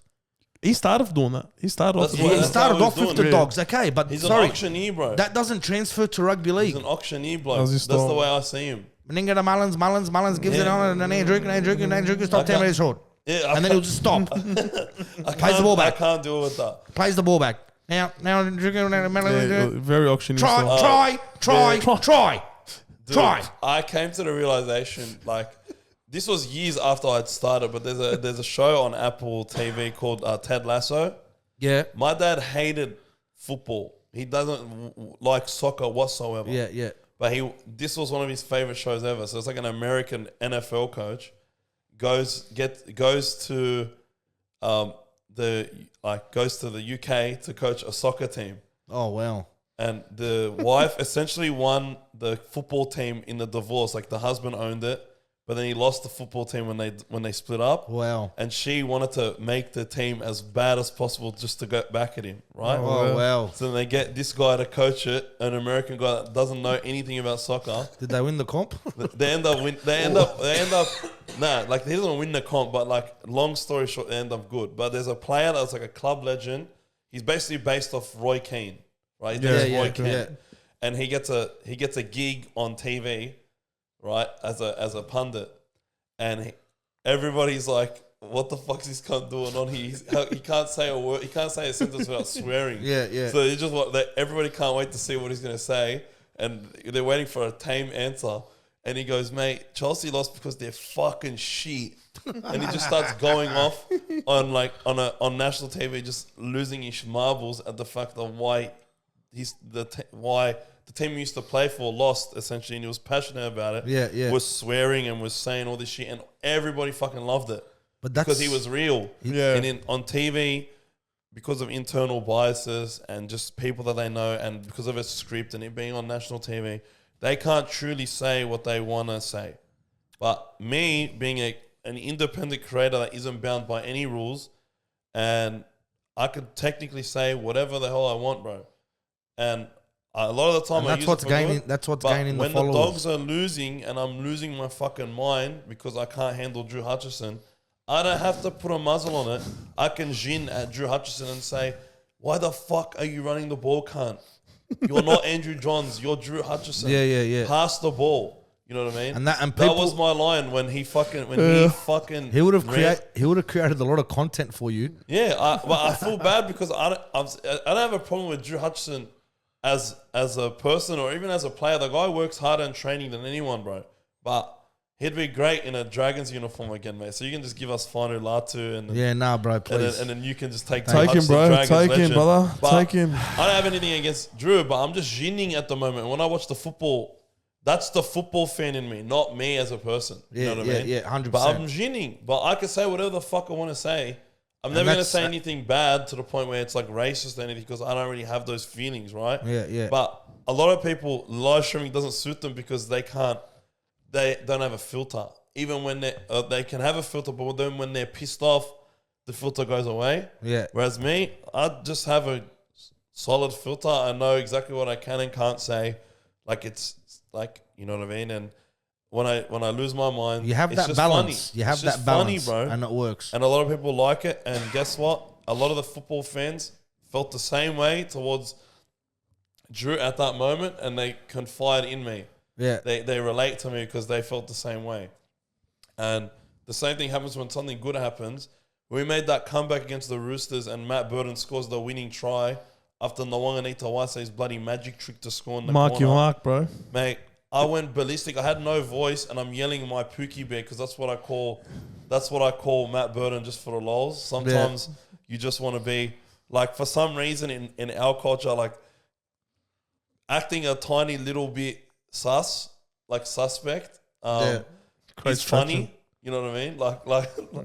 And that's why I call him. Don't give away your secrets. I'm a grown man. We all do Calling it. my grown man, another grown man that doesn't even know I exist, my Pookie Bear. Pookie Bear. But he scored the try because I went ballistic. It's like And everybody, the crazy thing is everybody comes to me when the Dogs win to watch my content, but even more come when the Dogs lose because they know that it's going to be fucking hilarious. Yeah. When we lost to the Cowboys, and everybody knows that watches the stream, I hate the 2 points. Yeah. Like if there's one thing I will do, if you're up by more than 8, you can't even take the 2. Go fucking play football. None of these Absolutely. take the 2 to go from 8 to 10. And we did that. And we fucking lost because of it to the Cowboys, and I was ginning when they won. Well, you hate people taking the kick. I hate the 2 points. I think the 2 Well, points. lucky you don't follow a Wayne Bennett team. Brother, the 2 points is the most fucking boring thing in rugby league. Yeah. Fair enough if you're tied. I think if you're losing by more than 2, so if you're losing by 8, go for the try cars. And if you're up by more than 8, so if you to go to 8 to 10 or from 12 to 14 or whatever, there's no point. Just play footy, bro. Fuck you, bro. Go play football. That's the way I see it. Well, you've heard it here first. Fred, go fuck yourself. Yeah. Right? No 2 points. In Origin, every close Origin game becomes a 2-point fest.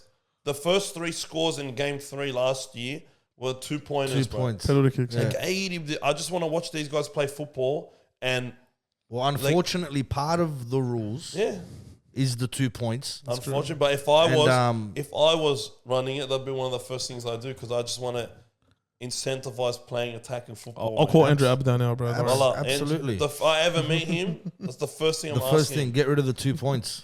Mate, why don't you want attacking football to be in the game? Why do you want to be like Rugby Union where everybody wants to take a 3-point field goal or a 2-point penalty goal? There's a reason why that game's dying. I think it was the 2003 World Cup. It was England versus Australia. Wilkinson, But Johnny Australia, Wilkinson. not one try. England won 21-18 or 18-15, and not one try was scored in the whole World Cup final. I remember watching that. I was in camera. And he's an icon, Johnny Wilkinson, because he kicked like 6.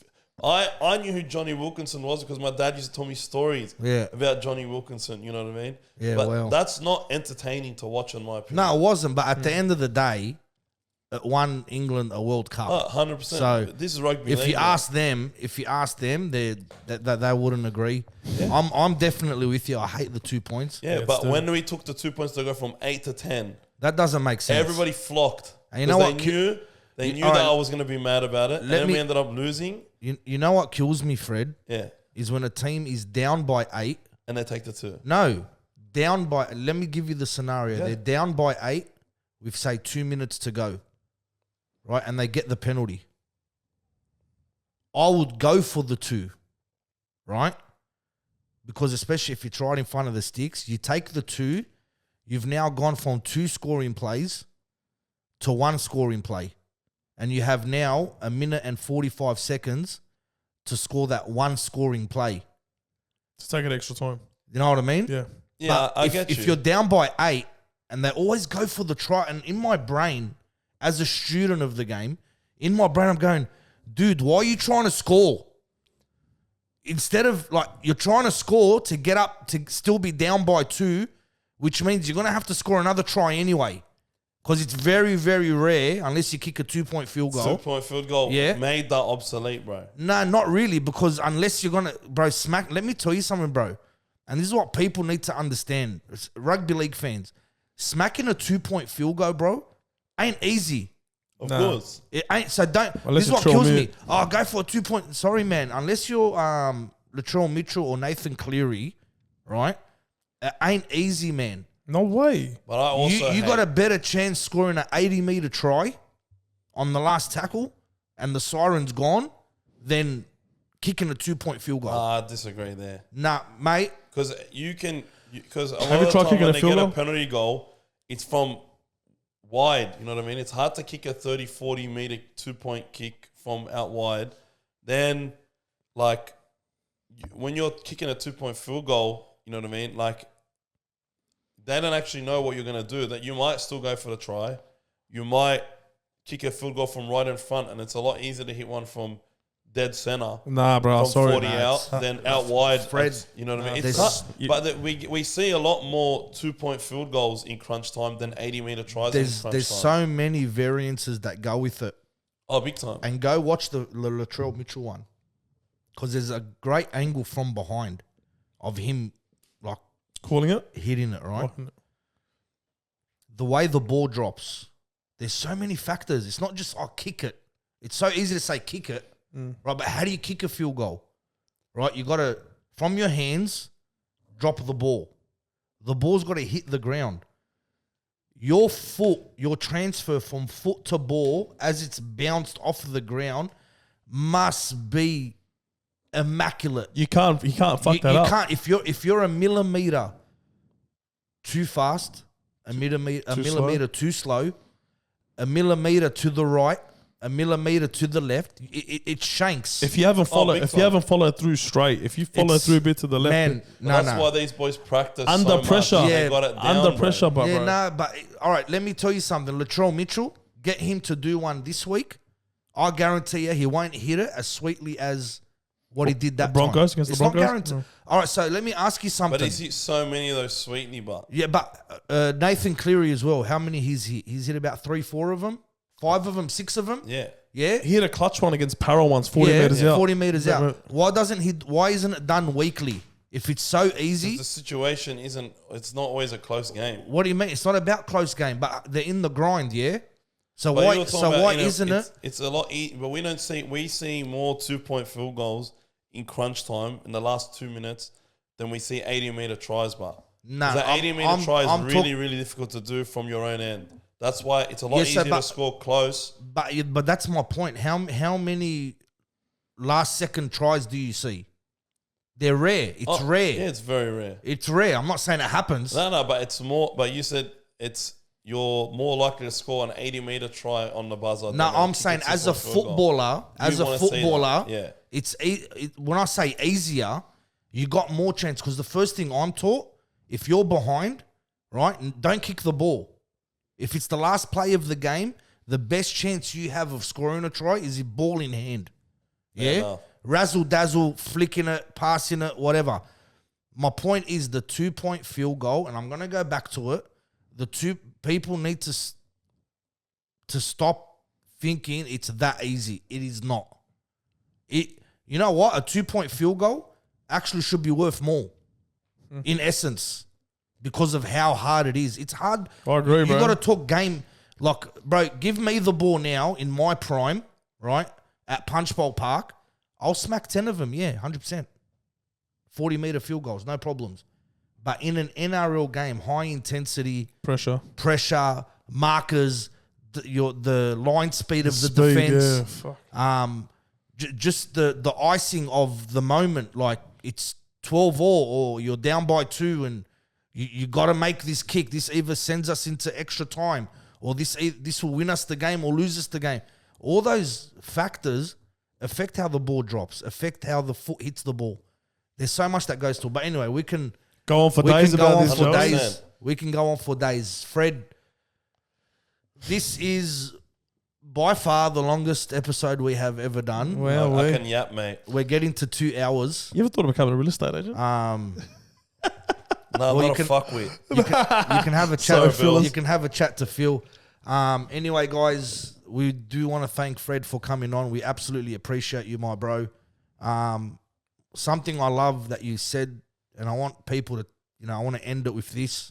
And my brother, actually, we spoke about it today. We had a bit of a D&M, my brother and I, about my father's situation and just things that I've said to my father and things that I, wanted to get off my chest and hoping that he's proud of me and my brother, him being proud of my brother. And my brother said something amazing, and it was very similar to something that you said tonight. There's no losing, right? There's no winners and losers. There's winners and learning. And I just found that so beautiful. And I just want our fan base, our followers. I just wanted to end it with that. Whatever you're doing in life, whatever you're trying to achieve, get losing out of your head. There's no losing. You're either winning or you're learning. I'm your co-host, Joe. And I'm your boy, Billy. See you next week. See you guys.